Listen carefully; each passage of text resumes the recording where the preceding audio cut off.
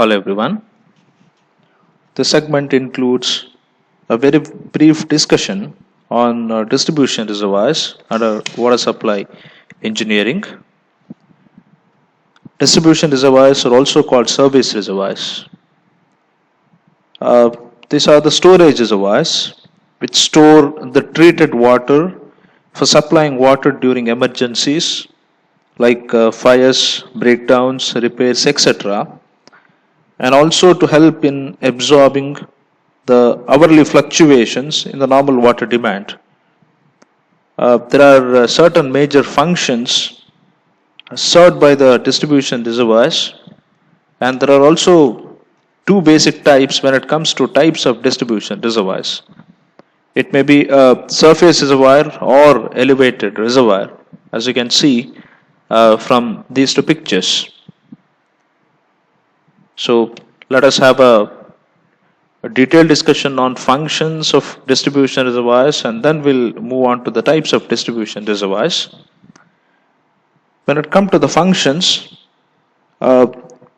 these reservoirs, they absorb the hourly variations in the demand, and specifically they allow the water treatment units and pumps to operate at a constant rate. This is very important. This will reduce the running, maintenance and operational RMO costs, and they obviously improve the efficiency. The second one is they help in maintaining constant pressure in the distribution mains. In their absence, the pressure will fall down as the demand of water increases, and if the pumps do not immediately respond to it. Remind you, the pressure in the distribution system is very important parameter. The pumping of water in shifts is made possible by them without affecting the supply. Probably like 8 to 16 hours of pumping can be carried out so as to pump the whole day's demand. Even this is also a very important parameter. The last one, or probably before that, the water stored in these reservoirs can be supplied during emergencies such as breakdown of pumps, heavy fire demand, etc., because they have sufficient amount of heads, pressure head, which can pump lot of amount of water during emergencies. Okay, the last one is that they lead to an overall economy by reducing the sizes of the pumps, pipelines, and treatment units. So with this background, let us go to the types of distribution reservoirs. So the distribution reservoirs may be made of steel, RCC, or masonry. They can adopt various materials. Depending upon their elevation with respect to the ground, they may be classified, and the criteria based on which the classification is done is the elevation. So the first one is surface reservoir, and the second one is elevated reservoirs. Let us go to the discussion on the surface reservoirs. You can see a cross-sectional diagram of a surface reservoir here. Okay, and you also have buttresses for the stability. You have one inlet, and you can have the drain gutter on one more side. You also can see some ventilators here. Okay, and there are separate units, at least one standby. And if sludges are deposited, they can also be taken outside by using washout pipes or drain pipes. Okay? Yes. So the surface reservoirs are circular or rectangular tanks constructed at a ground level or below the ground level. What you can see from the slide is the reservoir which is constructed below the ground level. They are therefore called ground reservoirs. They are generally constructed at high points in a city. If a city has more than one high point, more than one reservoir may be provided. In that case, the city will be divided into several zones, and a separate reservoir is provided in each zone for distribution of water. In a gravitational type of distribution system, water is stored in the ground surface reservoir first, and then they directly sent from there into the distribution system. However, in a combined gravity and pumping system of distribution, The treated water is first of all stored in a ground reservoir and then pumped into the elevated service reservoir from where it can be supplied into the distribution mains, and there lies the significance of the ground reservoirs.